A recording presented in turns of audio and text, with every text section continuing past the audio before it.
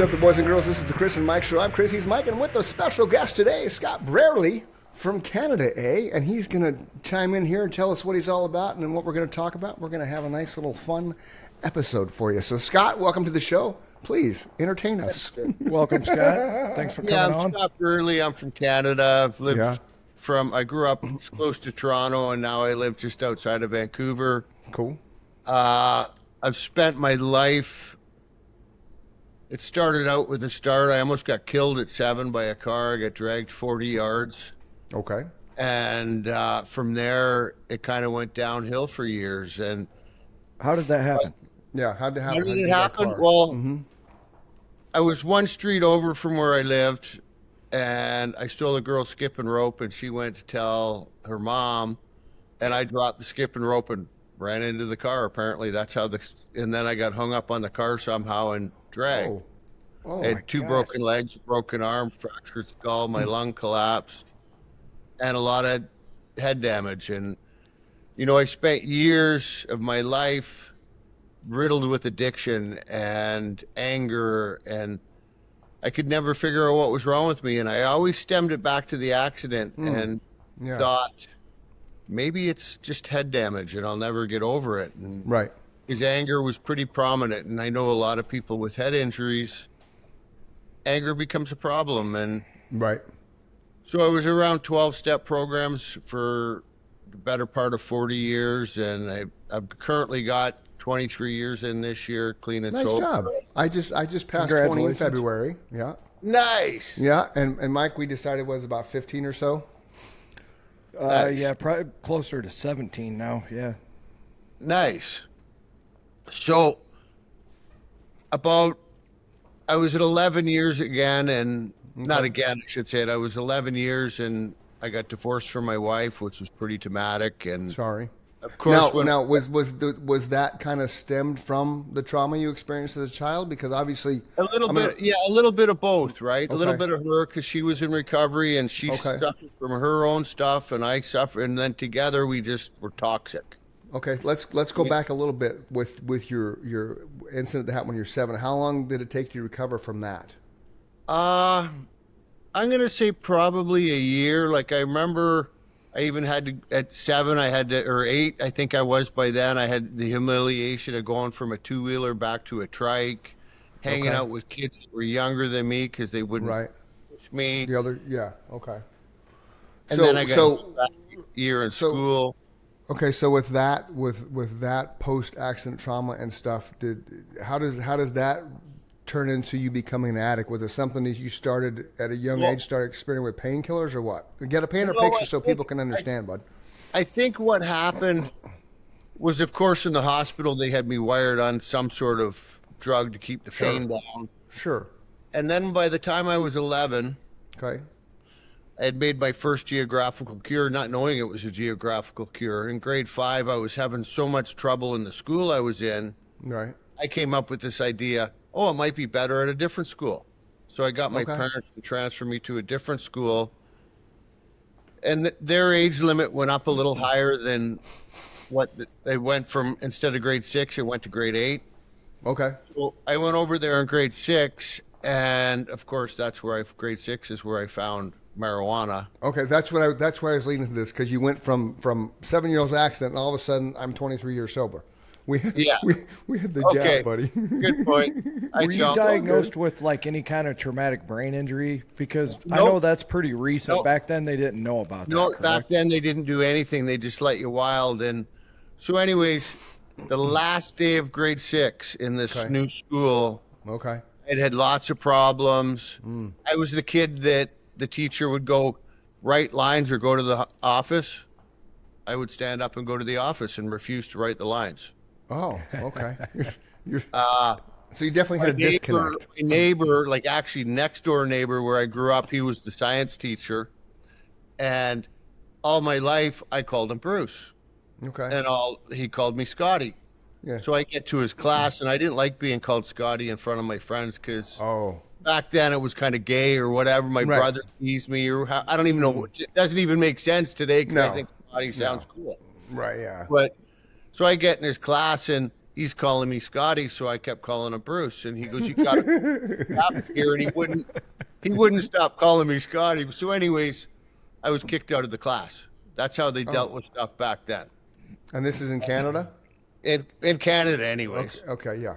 So fast forward to the day before Sports Day. I don't know if they have Sports Day in public school. And Explain what Sports Day is, because we know this is a worldwide thing here. We're in 19 countries, so you gotta when you drop usually a half day to a 3/4 day of school, and all you do is go to school and have fun. Like there's a little bit of track, there's balloon throwing, there's like tug of war. It's I think we had that in Arizona when I was in grade school. Yeah, we have similar stuff. Yeah, we called it Field Day. Yeah.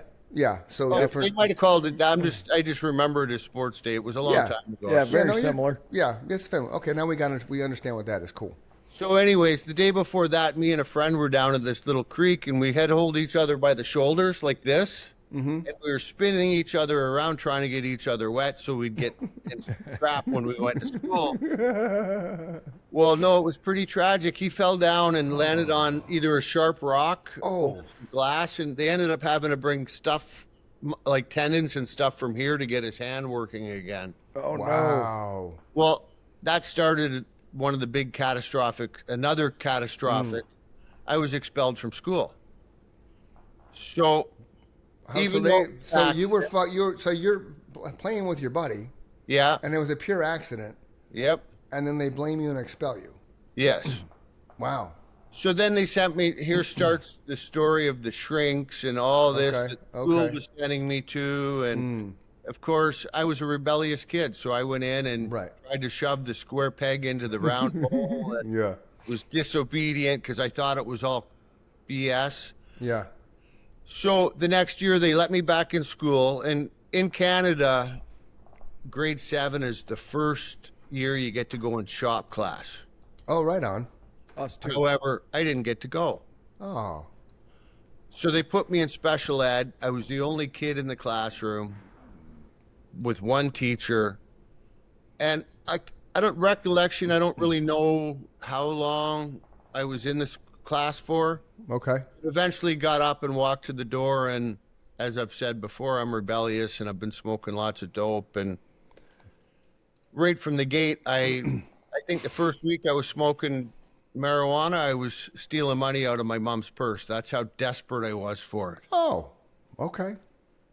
So I get up and walk to the door, and Miss Fraser, I don't even know how I remember her name because she's the only teacher's name I remember. And she gets up and stands in my way, and she goes, "Where are you going?" I'm like, "I'm going home." She's like, "No, you're not." And I'm like, "Yeah, I'm going home." I go, "You can call my dad. Just call him." And so I left. Yeah. She called my dad, and my dad just calls the house 15. I was at home for 5 minutes because he knew how long it took to walk there. And he said, "I guess you're going to work tomorrow. Get your work boots on." So he took me to work, and it was great. Right on. I need to actually backtrack a little bit on the story. The day the accident happened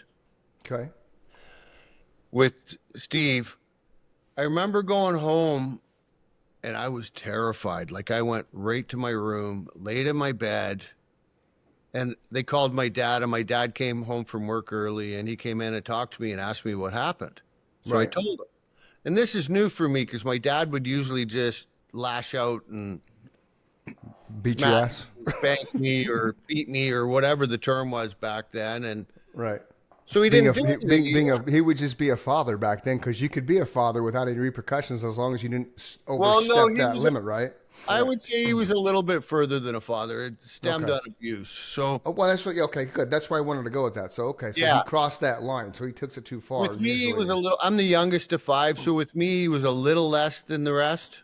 Okay. And by then he was kind of relinquishing control. Okay. So he leaves. I'm laying in bed, terrified because I'm going to get an ass whooping. Right.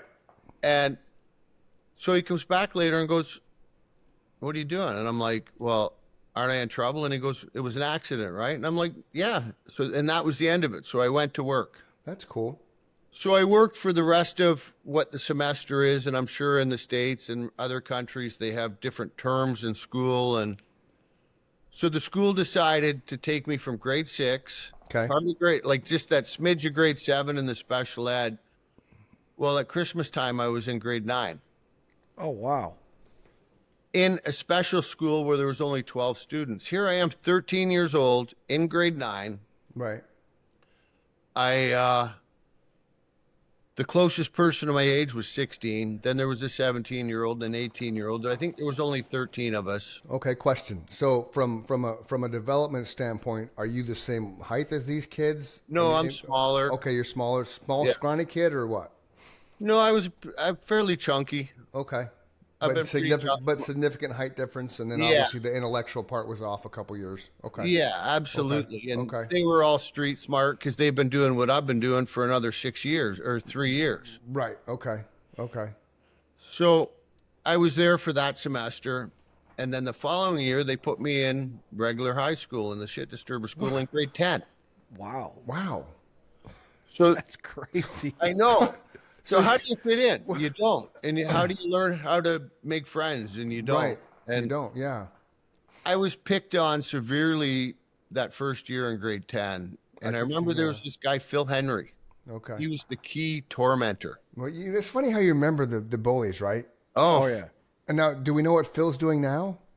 No clue. Okay, I have 'cause no connection with really anybody in the past anymore. My wife had one that used to always kind of like looks down on her and shit, and then so she found her on Facebook, and this chick legit looks like a horse now, and is just really hit every branch down the ugly tree in her life. Just kinds of seem to be all chaotic. Where Isn't karma Nikki's- great? It is. It's fucking fantastic. It's like she used to just tease the hell out of my wife, and now my wife's like 10 times more, probably 100 times more beautiful than this chick ever will be or was, and it's And just, more successful. yeah, it's just that's why I ask, because you always want to know, like, did you randomly just, oh yeah, I ran into him and he's he's working at an Ace Hardware shoveling screws and shit. Well, I did spend a lot of my life being a bully. Okay, well that's because you were bullied, right? That's Yeah, that whole thing. and I didn't know any better. Yeah, And I did what I was taught. So right, That's it. You emulate your environment. right, yep. fast forward a little bit, like I bounced around from schools. At 15, my older brother used to beat me a lot, and I'll get Okay. into that a little later. How much olher? He's 5 years older than me. Okay, Oh, okay. wow. Is that your only brother? Your only sibling? No, I got three brothers and one sister, so 5 of us all together. And where do you fall in that in the age? I'm the bracket? baby. Oh, whoa! You got, Yeah, sorry, I'm the youngest. sorry. 4 older siblings. Yeah. Okay. And that I was yeah. voted in my family the most likely to spend the rest of my life in prison. Oh, no. Yeah. So, anyways, at 15, the brother that beat me, I'm having a party at the house, and Yeah. my sister comes over and threatens to call the cops if the underage people don't stop drinking in the house. Well, I lost my shit, and me and my brother get into a fight, and Okay. Like the a fist fight. brought out, and Like a fist fight. Drop down. Drop started out. as a fist fight, and then Okay. it turned to weapons. Okay. I was like, this guy has never beaten me again, and That's cool. so I ended up in juvie hall. So I'm the first Oh. kid that was ever kicked out of the house. Now I'm in juvie hall for getting even, Right. and my brain still can't function. It's still, I know I went overboard, but it Yeah. still can't quite. You're not rationalizing the fact that you went overboard. Like your brain Yeah, I doesn't still can't. recognize the fact that, okay, I went too far, even though you know you went too far. Yeah, You didn't realize you went too far. So there was no Oh. empathy afterwards. yeah. Even today, Okay. I still have a hard time with it because it's Okay. like, and then all I all can this do- and this is all stemming back to the trauma you experienced when you were 7. Yep. Yeah, that's crazy, man. And Well, so there's now a you're bit more. There's a bit more than the trauma, because, and I Well, mean, yeah. trauma is even a new thing too. sure. I mean, it's not a new thing, but they're actually People Look- pay attention to it now. Right. where before they didn't. Right. So as we go forward, I'm a drunk. Like it, Okay. and then when I mean a drunk, was the guy at the party that you might have seen that sat in the corner with one guy on beer cases and shared dope and shared booze and just got slaughtered. Obliterated. Yeah. Yeah. And then I found acid so you could actually do more, Yeah. because of course more is always better. Oh yeah, Mr. Brownstone. Oh, yeah. Got to do a little condensed, a little like wow. Yeah. So at 15, at 15, I was court ordered to go to AA, and of course I went to one meeting and went, Right. You can send me back to jail. Yeah, because court ordering to AA works every single time. Of course it does. Especially at 15 when you go there, and the first meeting you go to, it's a father speaking, like a pastor father. And it's like, oh yeah, you want to send me to church? Nope. So by the time I was 17, I was in for the first time for myself. Okay. I stuck around for about 3 months. At 21, actually I'll backtrack. Just after that little stint, I ended up in jail for the first time for robbing a 7-Eleven. So how long were you in juvie for? Oh, in juvie, I was in and out within a month or so. Okay, so that was when you were 15. Yeah, and I lived in a group home for a bit. And then after I got sick, like I told you, I did what I wanted. And right. when I got tired of the group home, actually I shouldn't say when I got tired of the group home, when the group home got smoking tired of weed you. caught up with me again. I knew I couldn't drink, but I could smoke weed, right? Yeah. When it finally caught up with me, I told the group home to jam it because I was at legal age by then. I was 16. I could do what I wanted. Okay, so in Canada, the legal age is 16. Yes. Okay, I don't know about today, but back then it was. Yeah. See, in America, it's 18 is legal age. It's always been legal age. Now, as far as drinking well, concerned, not you got to be 21. Not to drink. Right. No, I know. Make a decision where you're living. Right. That's what I'm saying. In America, it's 18. You're legally an adult, not 16. So there's that gap, 2-year gap there. Right. That's why I asked that because, again, we're 16. But okay, gotcha. So then I ended up back at home. Okay. And back to normal. And then by then I was drinking. And of course, we all know where that goes when you're like, and that was my drug of choice was booze. Okay. So just beer or hard liquor? Everything. You put it in front of me, I drink it. I remember I went over to a friend's house one night. I was hammered when I got there and she had this stuff she had made up. Okay. I don't even know what it was, but and I loved it. So I went back over one time and I'm like, you make that stuff again? So she told me what to get. I got it. And it was like, oh my God, this stuff's gross. Kind of like a jungle juice? No, it might have been called a Black Russian because it was black and she had it on the stove and you drank it warm. I'm not weird. I don't really remember. It was a long time ago. It was just tasty. Yeah. Yeah. So 19, I ended up in prison for robbing a 7-Eleven. Okay, so back up. Let's what got you to the point of robbing a 7-Eleven? Desperate, out of work, nowhere to really live. Okay. I wasn't quite on the street. My parents had split up. My mom wasn't living in downtown Hamilton, and I was staying at her place. Okay. We've always had a volatile relationship, and gotcha. So even the relationship with your mom was fractured, like it was your dad. Oh yeah, no, my dad's no. We weren't. It was never really fractured. Okay. For some reason, I could accept the violence from him. Okay. It kind of stopped from. I think it was grade 10. I got drunk in school and I got caught for drinking. Okay. And he showed up and he backhanded me, and I think that was the last time he hit me. Okay. Yeah, he backhanded me, and I told him to fuck off.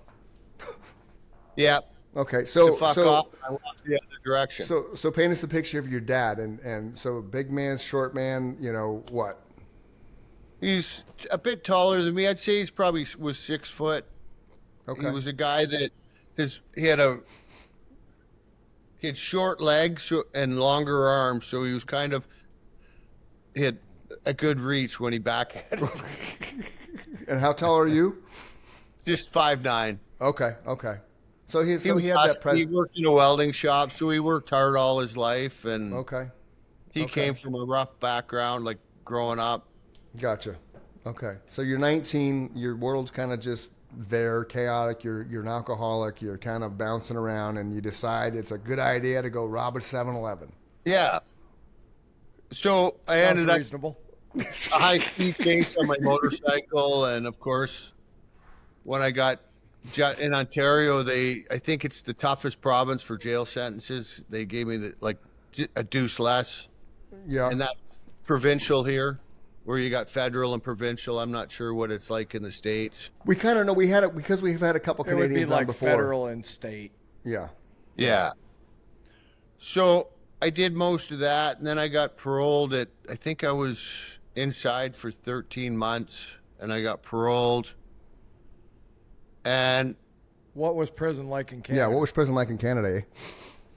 You gotta paint the picture, Scott. That's why you're here, man. You leave us hanging. Stop leaving us hanging, man. At first, it was really scary. Yeah. And then, of course, after you adapt and the new habit becomes, it's not really scary. It's like habits. Even today, they're all messy at the beginning, and by the end, they're normal. So was anybody try to intimidate you and stuff, being that you were, 19 years old? Or were you, not so much there, because it was it was medium security. It wasn't maximum. I got into a few fights, and did you go find the biggest guy and try to beat him up so everybody would leave you alone? No. No? But I will backtrack to the Phil Henry, because I kind of got off track with him. Right. Squirrel. We're in a body shop in school, because it was a trade school. And I'm working on a door, and I put it on the bench. He comes over and takes my door off the bench and puts his door on the bench, because, of course, he's my bully, right? Right. So I take his door off the bench and put mine back up, because I'm done with this bully shit. Yeah. We end up in a fight in auto body. Yeah. The first thing he does, because I'm winning, is he sticks his finger in my eye. So it's like, oh, you want to stick your finger in my eye? So I jam mine, not even gentle, I jam it. So anyways, after that, of course, it gets broke up, because we're right in class, right? And then is it your fault? You get blamed again? No, I didn't get blamed. We That's just split up. I mean, I did get blamed a lot for fights, because I fought. Okay. And I'm sure, I can't remember his name, the auto body teacher. He was a pretty cool dude. Right on. So anyways, for the next week, Phil's going, "You're dead, Burley, you're dead." And of course, I got this fear in me, because he's bullied me, and I haven't. Yeah. Then all of a sudden, one day, I'm in the cafeteria. I think it was Friday, and there's Thursday, and I'm dead on Friday, right? And he's got his tray of food on him, and he's walking over, and he's being mouthy, and I walk over to him, and I pound the tray out of his hands. Nice. I figured that's where it was going. If I'm dead on Friday, let's do it right now, you coward. Nice. Or whatever I said. So we ended up in a fight, but what happened is all the friends are his, right? I'm the youngest. He's grown up with these guys. Yeah. So we end up wrestling around outside, and all of a sudden his friends are stepping on my feet, so I can't do what I needed to do. But he never bothered me after that, is the point. That's good. And I learned a valuable lesson. It's like, nobody's going to fuck with me again. And that's how I lived my life. And that's the detriment. Because if nobody's going to fuck with you, you have no freedom. Right. And that's one thing that I think I wasn't super bullied. There was a couple moments in my life, but nothing to your extreme. I don't know about Mike, but I think that. Oh yeah. I think on a whole, once you stand up to the bully and they realize that you're not going to be their little pawn anymore, that's that shift in life, right? Because now you got that ownership of it. You got a little more self-confidence because you stood up to somebody that was fucking with you for so long. I did the opposite of what you said. Obviously, I was never in prison, but I always made friends with the biggest guys I could find. And if you're friends with the biggest guy, nobody in between's going to mess with you, right? Yeah. Oh, that's a good idea. Like, hey, that dude's I know I can't kick your ass, but he can, and he's rather fond of me. That's how I dealt with shit in life. That's fantastic. I don't know how old I was, but I remember this guy was bullying me, and my family would do nothing to protect you. And my buddy, Lenny's brother, seen this guy bully me, and already stops it, and actually told the guy to stand there while I punched him in the face a few times. Right and I remember thinking, yeah, somebody's protecting me, because I didn't get that other than from him. So, yeah. So fast forward to jail. Yeah, I got into a few fights, and it wasn't very traumatic. And by the time I ended up back again the second time, right, when I was getting ready to leave, you kind of acquire stuff in jail that makes you stay a little bit comfortable. Okay, and this is the insanity of my thinking. I'm actually looking at spots there that I can stash all my stuff. Okay. So when I go back, I'll have all my stuff ready to go. Oh. All I got to do is get it. Yeah. So previous to this, though, I had been working, before I went in the second time, I had been working for these family. They were kind of the top of the food chain of the drug people in Hamilton, Ontario, and I won't mention any names, but I was just framing houses for them, and I end up in with the oldest brother. So he was really experienced in prison, and he had brought in lots of goodies for us to kind of spread out and make some money on. And Okay. Like what kind of goodies? What kind of drugs? just smokables like pot Okay. and a few pills and stuff. Okay. Nothing Okay. major. Nothing. Okay. And he, just before he got out before me. He's like, Scotty, I want you to call me when you get out and come work for me. And I'm like, well, I was working for you before I came in. He goes, no, work for me. Not doing that flunky stuff. And this lady, I was going to AA meetings to look good so I could get out easier. And Right. this lady I'd remembered from one of my stints in AA, I remembered her, she was batshit crazy. And she came in to put a meeting on, and all of a sudden she's like in an AA meeting. And this lady's not batshit crazy anymore. Oh. She's making sense. Yeah.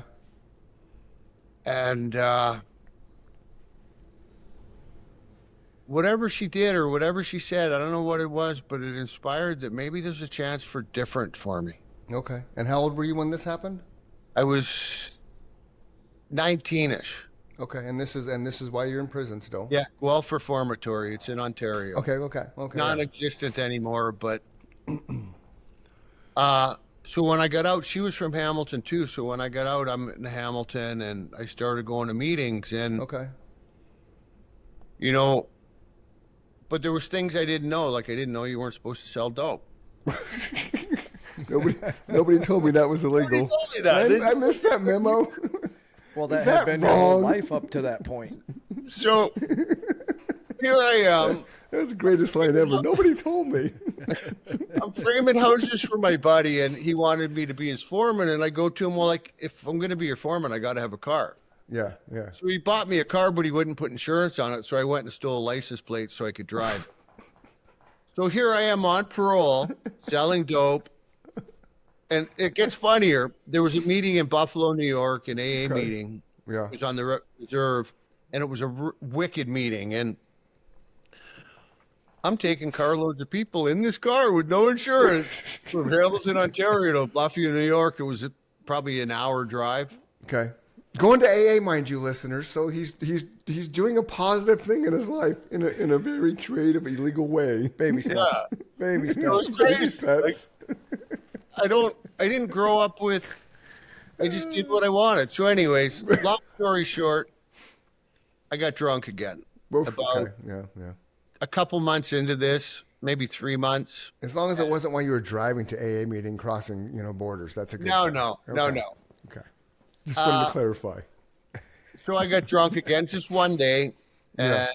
Cherie, this girl that I'd met, that she was really cute, but she was quite a bit older than me. Okay. And I was at a level, I'll backtrack before I got drunk. This is where my brain was. It's like I was dropping her and a friend of mine, Marlene, off at Cherie's apartment in the car with no insurance and no plates. And and Cherie goes, you want to come up for a tea? And I remember thinking, you want somebody as ugly as me to come up for coffee? Here's this cute girl, right? Like that's where my brain was. Okay. So anyways, I'll fast forward to the day of getting drunk. Well, Cherie was out on a bender too. Okay. And so I ended up over at her house later, and we were drinking together. And here's a girl that, and don't get me wrong, I'm not putting her down, but she was just a street girl. Like she did what you do on the street, women do on the street. Like she sold Survive. herself. She was in survival mode. Yeah. Yeah, Complete okay. survival mode. And Yeah. We had a guy on that has kind of a similar story, and he actually evolved into being a male escort for a while. So, yeah, it's believe me, we've heard the stories, man. We understand rock bottom. Mike and I are both again I just recovering don't want to addicts like put her you. down because she was No. she was a great lady. So, anyways, Yeah, it's just we're just called tells me I survival got to mode. go so she can do her thing, and so I leave and I'm going to my buddy Lenny's house in Burlington. Well, I get pulled over for an impaired. Okay. And you got to remember, I'm on parole again still. Right. So this is now in America, if you get pulled over on parole, you're smack dab going back to jail. Same Well, I thing was in Canada. supposed to be, but somehow the system didn't line up, and I think it was all the computer system wasn't as good as it is today. Technicality. Yeah. Yeah. So they let me out. Okay. I take a cab back to Cherie's house, and she's got a John there, which is a guy paying. Yeah. Got it. So I make him pay for the cab.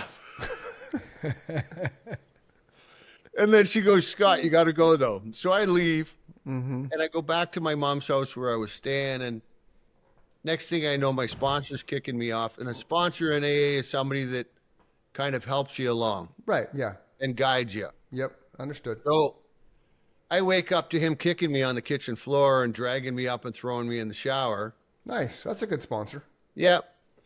And I come out of the shower and go to bed, and he's like soaking wet in my clothes still. And he drags me back and throws me in the shower, and he wouldn't let me go to sleep, and drags me to the noon meeting, and then drags me to a night meeting. And I remember even the night meeting, I spent most of it in the bathroom throwing up. And really, I think I had alcohol poisoning. So we end up at the coffee shop later where everybody goes. Post meeting. Yeah. Cherie had OD'd that night. Oh. Died. That's too bad. Sorry with that This whole is my noise, Mike. You're gonna first be experience of death around the program. Oh, so she died. Oh, died. Yeah. No, Died. OD. Yeah, because Yeah. we know people can OD without dying. So she actually just died. Yeah. That sucks. I'm sorry. And it was pretty traumatic back then. And my determination to stay clean and sober. And I was going to work, and I would decide I'm getting drunk, and I would come home from work, and my friend Derek or Warren, one of them were on the steps of my house where at my mom's house, or they were on the couch waiting for me to come home from work, or I'd come home from work and get in the shower, and it's like, I'm getting drunk tonight. And I would go downstairs, and one of them would be on the couch dragging me to a meeting. And we were all about the same and same recovery time. And so I managed to get a year in. And then my older brother that I'd worked for in the past, he ran a framing business. He lived in British Columbia, and one that beat me. And I was going to ask that. And he asked me if I wanted to come to work for him in BC. So I kind of dropped everything, and because I was working in a grocery store playing with fruits and vegetables, making minimum wage. And, And, looking back at it, it was one of the best jobs I had ever had. I wish I had stayed in that industry, because the people are more positive than on a construction site. Oh, absolutely. Yeah, most definitely. Right? And I believe you're a lot about what your environment is today. Agreed. Yep. So I get into working for my brother again. And of course, I'm still angry, and the working for him is toxic, like it's always been, like our relationship, and it only lasted a short time. And so he never changed. No, and I hadn't changed much either. I hadn't done the steps. They didn't push the steps back then like they do today. Yeah, see, when I went, they had the steps and stuff on the wall. I never read the book. Like, everybody, you got to read the book. And you've just met us, but I've preached every time we've talked about my sobriety as, God didn't make me drink, so God didn't make me stop. And everybody in my AA meeting, at some way, when they would introduce themselves, hey, I'm Scott, by the grace of God, I've been sober for, 10 years. And I just kind of like, well, and I believe, and everybody has their own version of higher power and stuff, but I just never was the mindset of, I'm the one that made myself drink, so I'm the one that needs to make myself stop. Yeah, do they really believe that, or are they just saying those words? You and I can't be people who just say words, right? We have to mean what we say. Yes, exactly. I struggled with that for years. Years and decades. Yeah. Okay. So, but by now I've got a little bit of self-esteem, I think. Okay. And I'm not even sure if it was self-esteem now or if it was just growing up. So I'm in Maple Ridge, British Columbia, and I'm at this one-way club. It's kind of like an Alano club. It's a sober club, and Okay. there's this girl working behind the counter, and she's freaking smoking. Oh yeah. So for the first time in my life, I decide I want her. Okay. And of course, she's the sickest one in the room. But so by the time we were together, maybe 3 or 4 months, and by the time it split up, I was devastated when it split up because it was so good and the sex was great and yada, yada, yada. And so I got drunk for a day after a year and a half sober and ended up in a recovery house, which was insane. Like, I look back at it and it's like I didn't really belong there. I don't function well in that kind of environment. I don't think anybody does, man. No. I mean, I believe a good safe house, but I think people need to kind of have a leash a little bit so they can screw up or excel or... You need to have a little bit of a boundary, a little bit of a structure for it to be successful. Absolutely. So I managed to get 2.5 years clean after that. Okay. Before I got loaded. And once again, it was at the end of a relationship. Right. So now you've been sober and clean 3 times? Yes. Okay.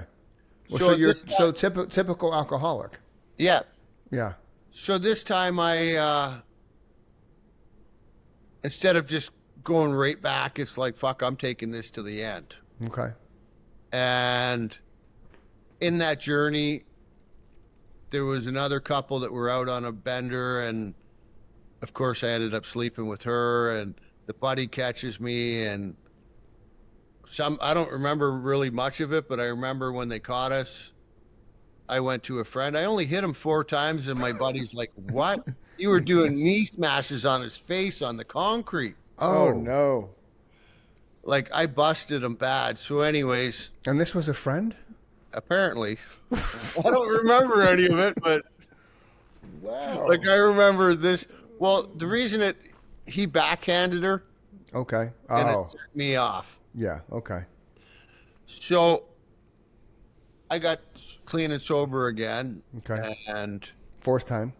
4th time, I got 6.5 years in. Oh, you're making progress. Yeah. You're making, every time you do it, you're making progress. So like with 1.5, 2.5. Yeah. Good. So, and once again, at the end of a relationship. Yeah. Got loaded. Uh-huh. So, now, okay. Go ahead. Okay, go ahead. No, I was going to ask about you had mentioned you were divorced, but I'm sure you'll bring that up later. I haven't got to her yet. Right. Baby steps. I have no track record with women at all. Apparently. Up until they'd be like 2 years was max. Okay. And I feel so the it's pain. 6.5 years clean.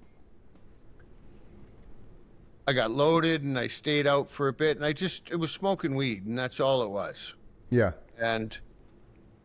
But I couldn't go back to meetings. So I went a year and a bit without going to meetings. Okay.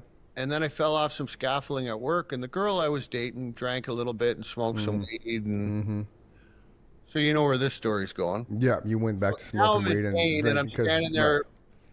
She's smoking dope with her 18-year-old daughter, and in today's world, it's kind of acceptable, but back then it was kind of Yeah. So I was like, "Oh, that'll fix the pain." Off running again, right? But it did fix the pain. Oh, it did 100%. Absolutely. Right. Took the pain away.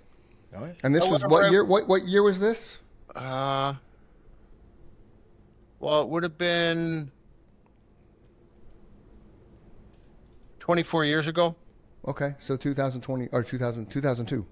Yeah, right? 2000-ish, somewhere in there. Yeah. Because Mike and I we're big proponents on how the use of marijuana nowadays, because of all the things that it's good for, depression and anxiety and pain and all that kind of jazz. But back then, like, taboo, which is why I asked the question. It did take the pain away. Yeah, the only people that knew that it worked back then were the people However, who were though, for using me... it. Right. Only the people. Yeah. Only people that used it. What Mike said. Yeah. Yeah. Well, no, for me, smoking it, you know what that goes to in my brain? Yeehaw! Let's fucking party! Because his brain's Where my broken. brain goes. Right. Because your brain's broken. Yeah. Well, no, my brain's not broken. I disagree with that statement today. I used to think I was broken for years. Okay. Just misaligned, and it's No, like, oh, that's a better way to look at it. Okay. right? Because I think if we keep telling ourselves negative stuff, we're only believing negativity, and we're only going to go down that rabbit hole. I agree with you. Yeah, I don't mean spent broken in a years negative going way. down the negativity rabbit hole. Yeah. So, fast forward a year, or no, I get loaded after being a year's clean again. And I think it was about 3 months. And within 3 months, I went from smoking that one joint to smoking a quarter ounce a day. And so then I go get my hair cut by this girl that's in recovery, and she's like, and I watched her walk in, and she's 6 years clean now, right? Mm-hmm. And she's smoking hot too, but she goes, how's it going? I'm like, eh. She goes, well, maybe you should get a sponsee. And I start laughing, and I'm like, maybe I should get some clean time first. Well, of course, she's cute and smoking hot. She talked me into going to a meeting that night. Sure. So I went to the meeting, and I decided I was going to try and stay clean again. This is Narcotics Anonymous now, and Okay. I'm going to stay clean. And I made it a week, and I had a big yelling match with somebody on the phone, and I hadn't cleaned the paraphernalia out. I had a hash pipe sitting on my desk, and Right. I get stoned, and then I go to the meeting, and I see Leslie, and I haven't seen her since the night of the haircut, like the meeting after the haircut. And she's, oh, so how long have you been clean now? So I'm sarcastically look at my watch, and I went, 45 minutes. Aren't you embarrassed? You should and I'm like, no, because I don't know if I want to be here or don't want to be here. Yeah. That was the last time I used. Wow. 2003. So what was Nice. the epiphany there? Desperation, Okay. pitiful demoralization. I had bought and lost my first house, and she kept it, and Right. just everything. Like I had lost everything, and so I went to meetings, and when I would asked to share, I would go, I don't even know what I'm doing here. This shit just won't work for me. Yeah. I've been here, done that, and I just kept coming. And the area I lived in had a couple of recovery houses that I've been through, so I was already banished from them. Right. And because if you don't do it their way, Oh yeah. you're not welcome. Yeah. So I go to this ball tournament. It's a clean and sober ball tournament in Penticton, BC, and I think I was a year and a half clean, not really wanting to be clean, really going to get loaded. And Sure. in fact, that trip I went for a ride on the bike and was going to get loaded, and somehow decided to go back to the event. And I drive up to my buddy's big RV, and there's this hot chick there that Of course there is. my soon-to-be wife. And, we spent 11 long years together. Okay. And at first it was fantastic. And Yeah. from her trauma background and my trauma background, our friends could set their calendar. Yep, they'll get along for these 3 months, and they'll be fighting for these 3 months. And that's how pretty much our relationship went. And For the whole 11 years? pretty much. Wow. Oh, wow. And even when we got married, it was like, by the time we got married, I knew we were making a mistake, Ah. but I still went forward with it. And, we had bought a house together with her mom, and it went south pretty fast with her mom and her mom's boyfriend because he was a drinker. And we ended up buying him out, and my wife became, ironically enough, was the programs manager in the Mission Federal Institution. Wow. So, we kept attempting to do all the right things, and we went to counselors, and we went to coaches, and made a few side trips. Like I went to Mexico once for a month and a half because I didn't want to be in the relationship anymore. And But the whole time you're not drinking, which is good. Yep. Which Yep. is good. we're Because not. we know from your story so far, you like hot chicks, and when the relationship gets fractured, then you start drinking. Yeah. So the fact that you when haven't, it right, ends, yeah, I look back and I had no yeah, emotional stability, none. right, right, However, when I first got clean again, yep, I had this sponsor and I started dating first day. And usually I would wait 2 years or a year and living in that pain of the last relationship before I would even step well, out.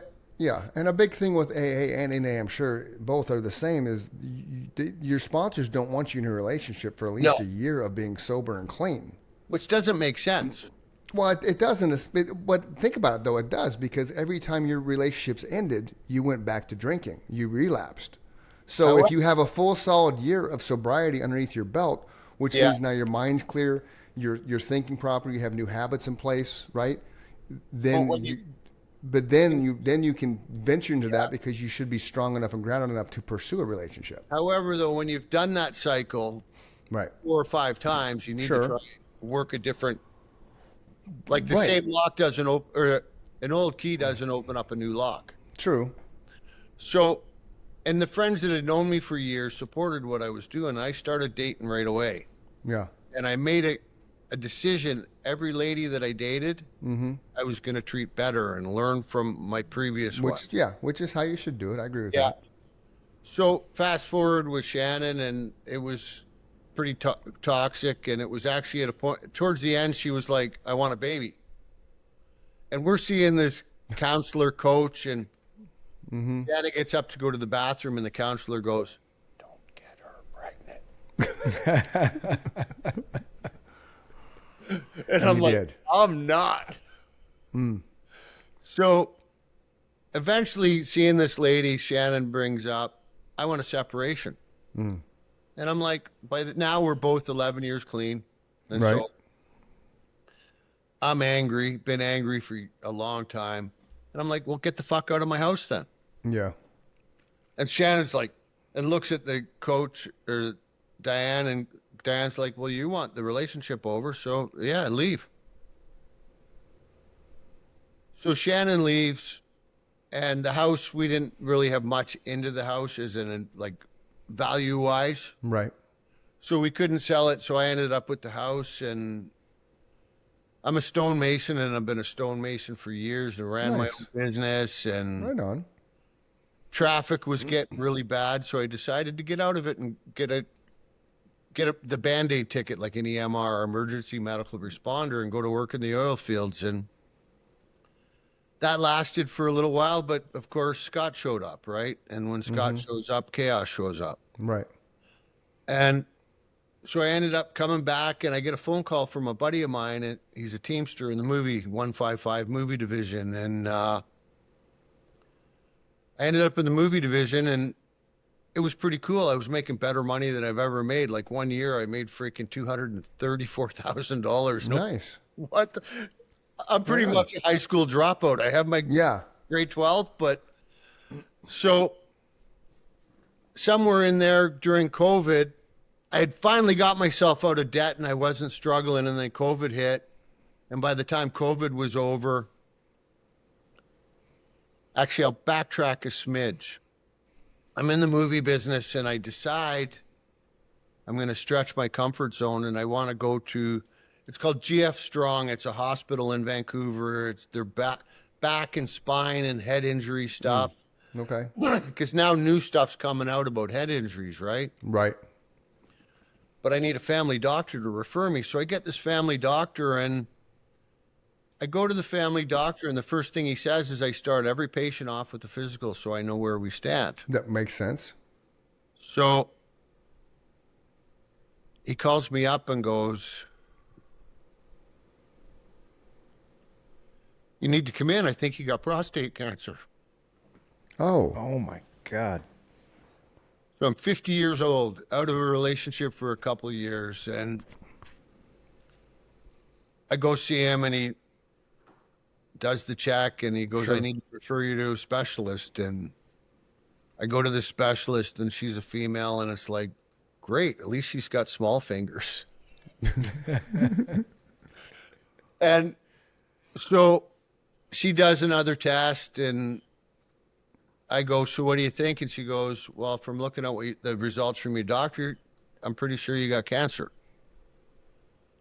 So she does the next test, and I'm at work. It's a Friday night, and she calls me, and she goes, yep, you got prostate cancer. So within, I'm going to say 3 months, I had the operation of a radical prostatectomy where they cut the prostate right out. Ouch. And of course, it affects every fiber of your manhood. Mm-hmm. I was wearing diapers and pads, and of course, I'm in debt, so I got to go to work no matter what. And I'm angry and I'm belligerent. But still clean and sober. Still clean and sober. See? What year was this?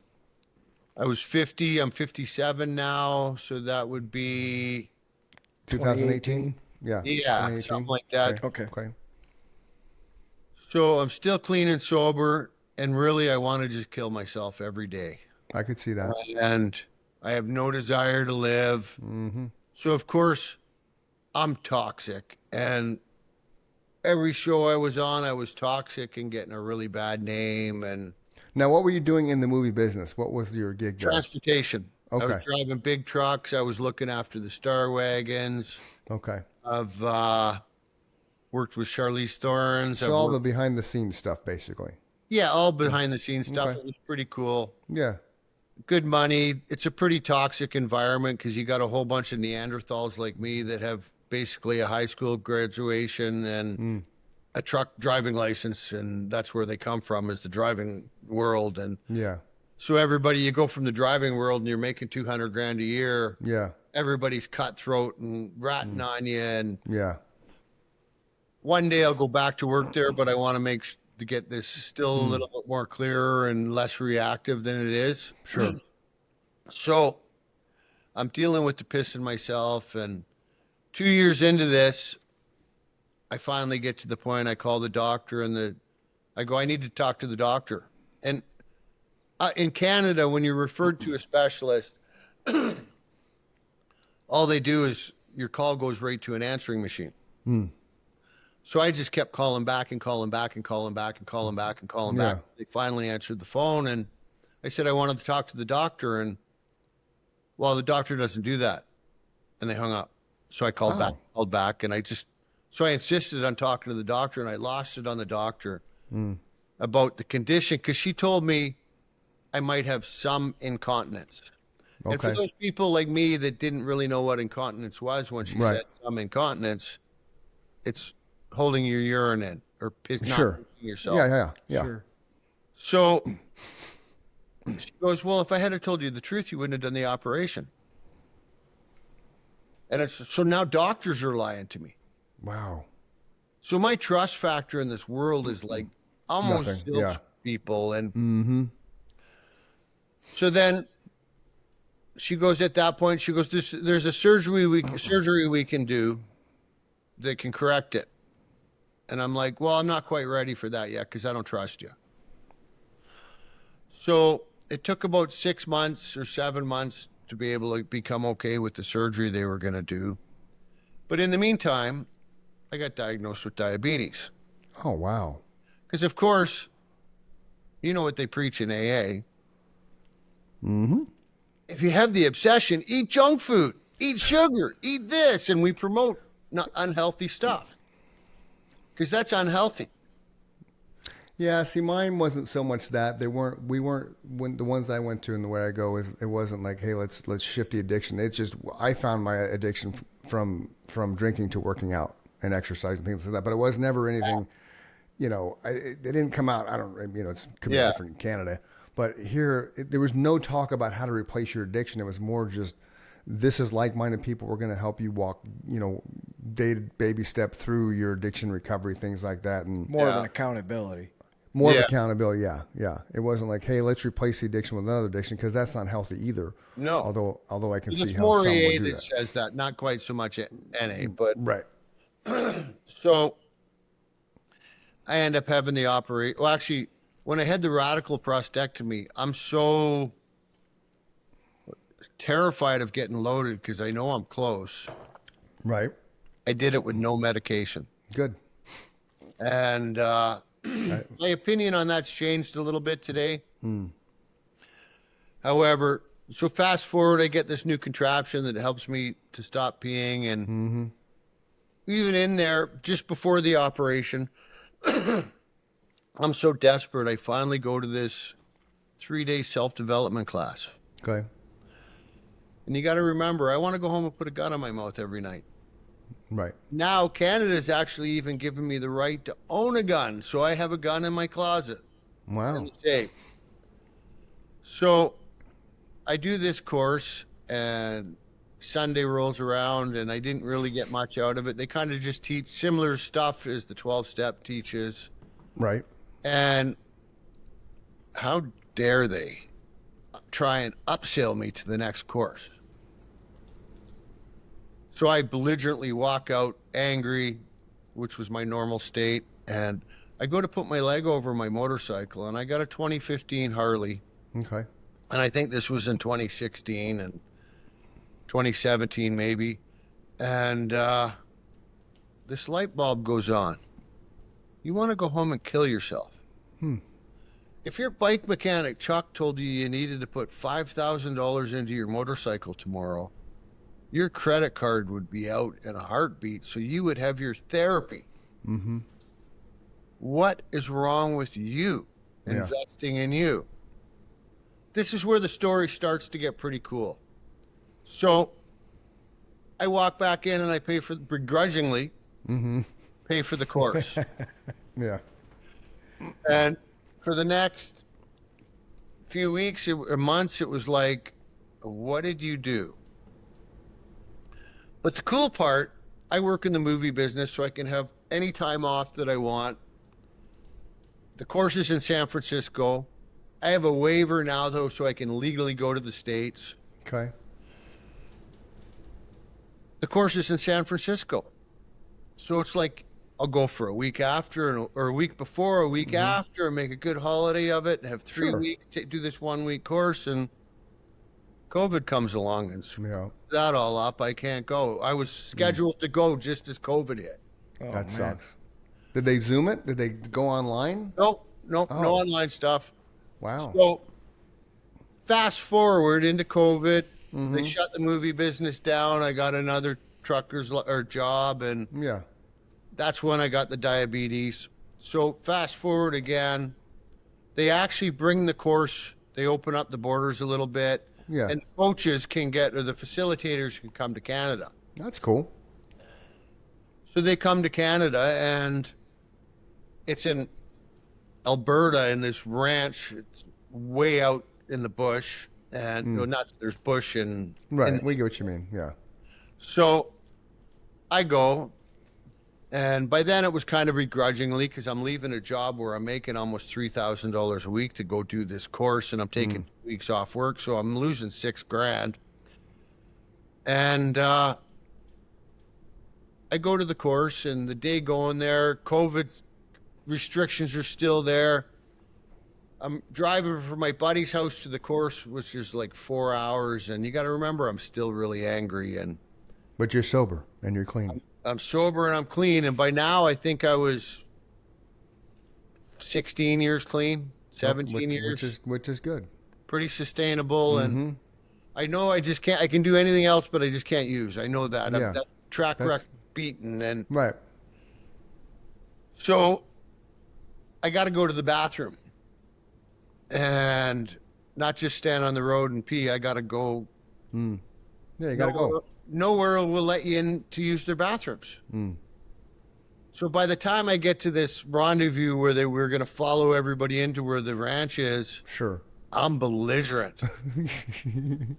And so we end up at the course, and for some reason, after this belligerency of the first day, I freaking show up. Yeah. And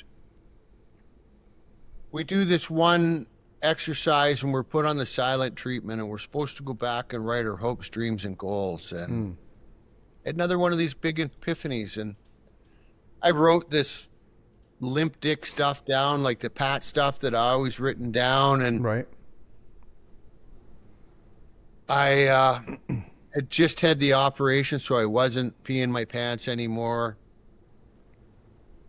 And I go to bed, and we're on silent, so we can't talk to anybody. And I wake up in the morning, and I'm like, you fucking ripped yourself off again. Put some shit on that paper that you really want. And Yeah. the first thing I want, and for my generation, and I don't know about you guys, but when you call your wife a partner, it goes back to the days of what only gay people called their partners. Right. Right. No. And today I've changed that. Like, I could give a rat's ass what you do or who you are or what. We're all But the same anyway. boat there. Yeah. Yeah. Yeah. So that morning I get up and we're doing these high ropes exercises this day. And there's this guy, Felipe, changed my life forever. He's at the bottom and he asked me a question. He goes, what's your top hope and dream? And I said, I want a partner. And he goes to me, what are you going to say to her when you wake up in the morning? I said, I'll roll over and say, hey, babe, I love you. Yeah. And he goes, well, why don't you one-up it? And in my brain, I'm thinking, are you a fucking moron? How do you one-up I Yeah. love you? Yeah. And he goes, why don't you roll over and go, hey, babe, how can I love you today? Oh, that's nice. That's awesome. Because coming from where I come from, what do I know about love? Yeah. Yeah. I know a lot about hurt and pain, Sure. but not about love. That's So cool. then I get up to the top of the ladder, and there's this girl there that had been serving us food when we eat. And she goes, can I say something to you? And I'm like, okay, sure. She goes, you remind me of the elephant in Ice Age 2, the father. And I'm like, I've never seen it. I don't have kids, so I've never seen Ice Age. Oh, the mastodon. The Yeah. mastodon. Yeah. Okay. He goes, well, there's this part in the movie where the lava field's blowing up and his family's over there needing help. And he's just barreling through all Right. the lava field to get to his family. And all his friends are going, go left, go left. And he's going right. Right. He reminds me of you. And now this lady had no, she wasn't in any of the classes we had. She wasn't in any of that. She just served me food. Right. That's it. Yeah. So I tell a few people what happened that night, and I start looking around, and it dawns on me that this is a religious resort. Oh. And people are like, when I start telling them, I just realized they go, you didn't notice the stuff on the walls? And it's like, I don't notice stuff like that. I don't pay attention enough. So the course was absolutely amazing and transforming. And I stood up, and when the coach ripped my shit, I took it. And Yeah. ironically enough, it was kind of funny. There was 39 of us, I think. Part of the thing was they wanted us to all line up in how much we made the year before. Okay. I was the second person to the top. Nice. And I don't say that arrogantly. 'Cause No. how much self-esteem acquired? Because I would look at you and go, oh, you're a lawyer. You must make way more than me. Or Right. you're Right. way up the-" Sure. And it wasn't about humiliation, but it was about so people could change. And Yeah. Yeah. so on the last day, this lady that had been we had a few dinners together, but because I'm in the program, it's like this sort of area is, you don't touch, you don't go anywhere, you don't. So she goes to me, I went to her, I said, I thought this went till Sunday. And she goes, so did I. And she goes, I don't have to be back to Calgary till Sunday night, and this is Saturday. And I said, so I guess we're going out for dinner today. So we went out for dinner that night, and we've been together ever since. And that was, Nice. We've been married for 3 years this year. Congratulations. That's We're awesome. married 11 months from the day we walked out of this course. Nice. And we did a few other self-development classes with the company. And once again, it's like Scott doesn't mesh well with people that aren't quite straight up. And the coaches and the facilitators were great, but their Mm-hmm. office politics were a little shady, and Sure. so I don't have a whole lot to do with them anymore. But I also don't have to bash them, which is a cool part. Yeah. Before I would have been naming their company and I would have been bashing them but I guarantee anybody could go do the first 2 courses Mm-hmm. and gain huge knowledge about themselves. So on the last course we did with them, it was a goal setting course. We ended up, I set a goal to go to Thailand for 6 months. And I just had some friends that go there, and it was kind of on the whim. And I'll backtrack just a smidge. During this course, it was a crazy course, and it was held in Alberta, and it was 3 months long. Mm-hmm. I made the decision not to go back to work and focus on this course for the 3 months.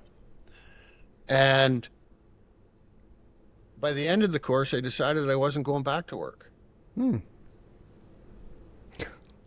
And because of the house that I own close to Vancouver, I sold it and I moved up north where I live now. And now I own 3 properties, and that's kind of how I live, is off rental income. Okay. So Lisa and I are getting along great, and we are implementing every morning, how can I love you today? That's cool. I like that. And at first it was uncomfortable and messy, and about 4 months into this, it's like, you know what? I don't know if I lived up to my expectations. So I kind of asked, we started the thing every night, did we live up to our commitment today? Oh, that's cool. That's cool too. I have one of the, I won't even say one of the best relationships. Right. I have a partnership with somebody that I never knew could ever exist. That's awesome. And so now we live together in Ashcroft, BC, and the first trip to Thailand, Lisa decided she was going to write a book. Nice. And somehow she's inspired me to write a book. Right on. And I wrote my book. It's called My Perfect Storm. There you go. Congratulations. That's awesome, man. And Now- it is now- an Amazon bestseller. However, somehow through emails, I kind of not screwed up the Amazon bestseller part, but I got kicked off Amazon. We haven't been able to correct it yet. That's Amazon. Yeah. So where can people find your book? At Scott, she changed Scott at Forward Walking Choices, and we can email him a book. Today I'm a life coach, crisis recovery coach. Okay. I help people to inspire their lives because I look back at my track record in AA, and I struggled for so many years till I started finding some footing and direction. Sure. And since I wrote my book, I'm doing some of the courses. I went down. Have you guys ever heard of Dr. Amen? No. No. I haven't. He's one of the leading ADHD experts in the world. Okay. He actually does brain scans. Brain, and then diagnose you from your brain. And he's done so many that he can diagnose pretty well. Okay. And I skipped actually a good portion of dealing Is with this is all this in the book?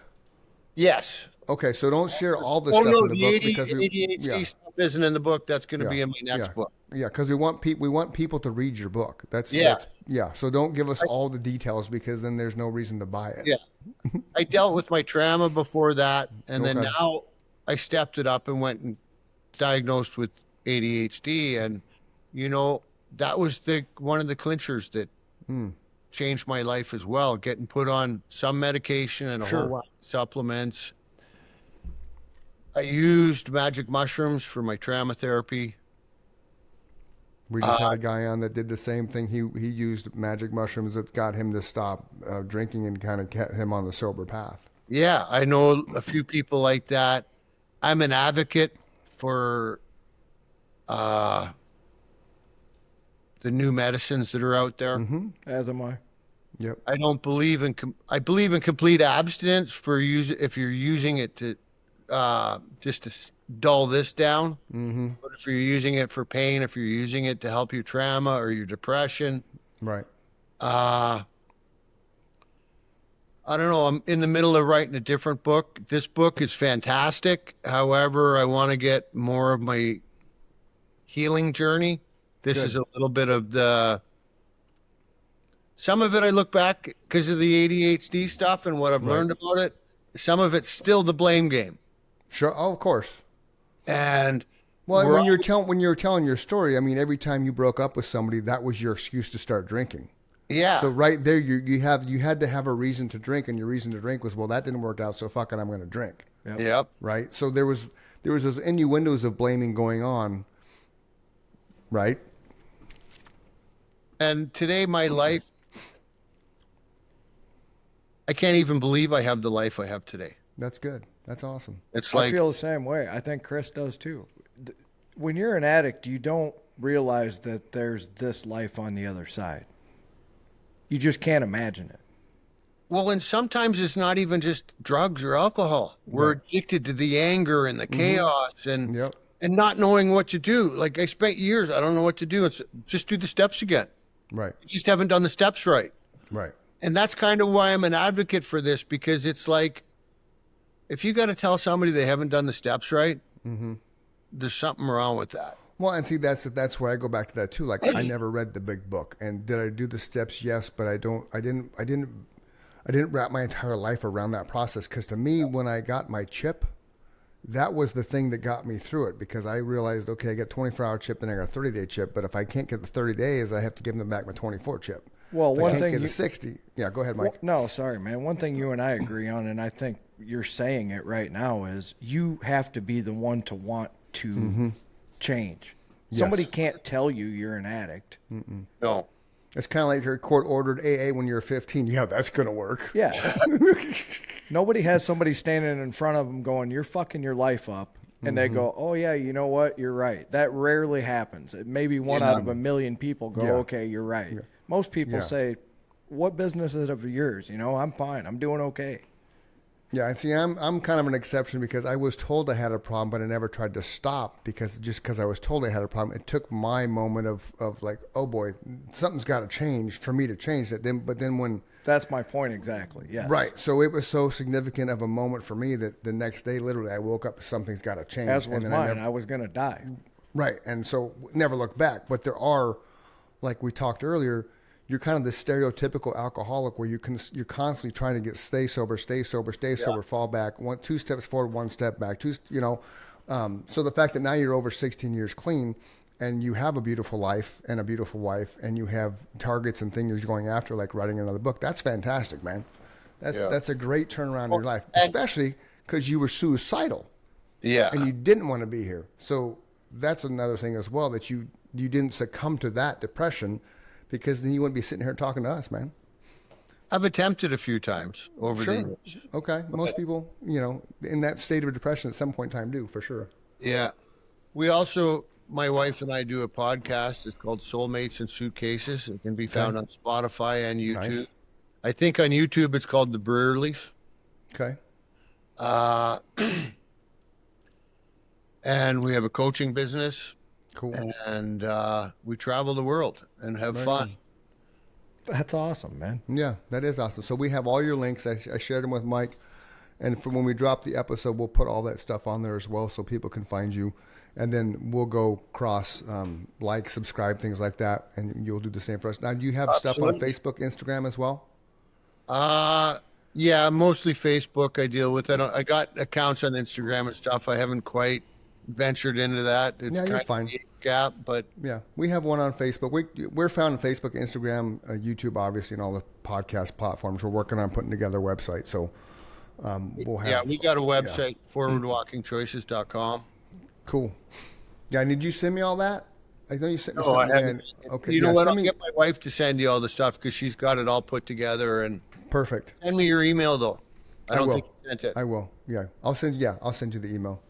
This has been fantastic, guys. Yeah. Thank you very much for having me Yeah. on. Thank you So for let doing us- it. Thank you for yeah, sharing so- your story, man. Yeah. So since we're still live on YouTube, share again how people can find your book. The My Perfect Storm is what it's called. The author, Scott Breyer. Forwardwalkingchoices.com. Say again.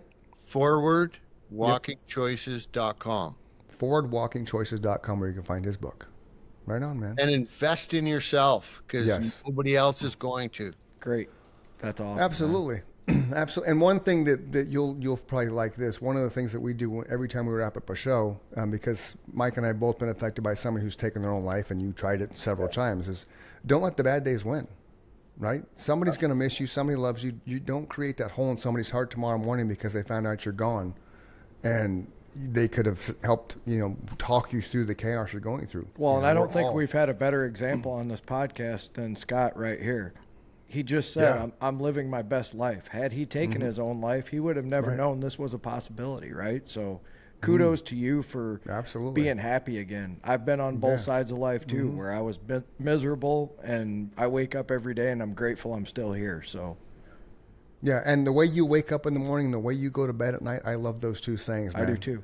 Those are powerful, dude. Powerful. And that's why we do this. We both just pulled that away today. Still probably 3 mornings a week we do it. And yeah, but still. And some nights, sometimes we just go, did I fulfill my commitment to you today? Yeah, no, that's cool, dude. That's really cool. Because how do you keep a relationship? Like, you look in this world today at the track record of relationships. Yep. Now, unless you cherish the relationship, to me, it's going to go away. Yeah. Well, people don't want to put the work in. Like my wife and I have been together 30 years, and there's little caveats. There's little caveats I drop. Number one, you got to have separate comforters because then you're not dealing with other Jimmy legs. Yeah. And then you just know your roles. Like, I load the dishwasher and unload it usually, and she does the laundry. I do all the outside maintenance stuff. She takes care of the inside stuff. Yeah. So there's the dynamic that you find with your partner, spouse, whatever you want to call it. And then obviously you communicate and you're open and honest with everything you do. That's the big one right there. That's the big one. Right, talking, because, and then you tell them, here's how I'm feeling. Right, and then you, obviously, hey, I love you. It's not just a random thing. You don't, we just don't give flowers on Valentine's Day and Mother's Day. In fact, we don't do shit on Valentine's Day because we don't feel like we have to, because there's flowers randomly showing up. I came home yesterday, there's flowers on the island, Nice. But that's just how we are, and that's how I think more and more people need to understand relationships are work. And if you're not willing to put in the time, then, what are you here for? Though, is it work? Well, you know what I mean. It's like, I'll use this for an example. Last week we had a friend over. Yeah. And we got an espresso machine, and a lot of people don't know how to use it. So I make them a coffee with the espresso machine. Sure. Lisa's in having a shower, and I know she wants a coffee, but I've already made 2 coffees in a row, and I just want to sit down and enjoy my first coffee. So really, I kind of begrudgingly made her a coffee. Right. Because I didn't want to do it. Right. But obviously, I must have wanted to do it. My brain was just telling me I didn't want to do it, and I wanted to be lazy. Right. But I took her the coffee and snuck it into the bathroom and put it on the couch. Not snuck it in, but... Well, yeah.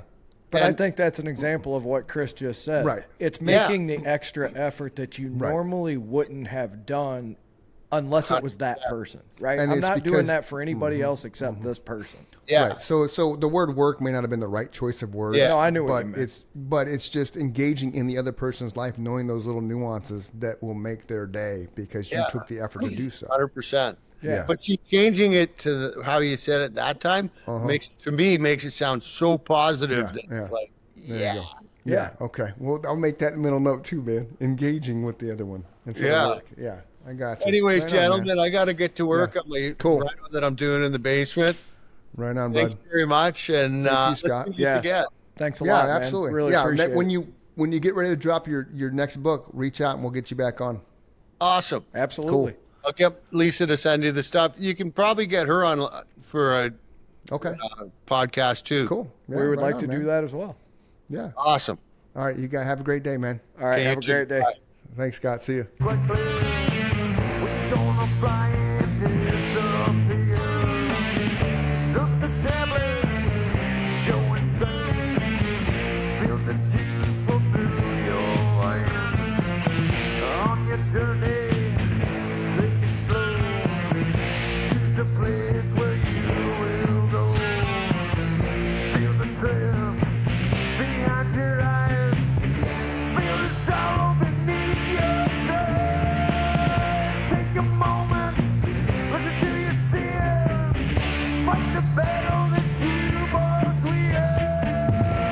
The battle, but you want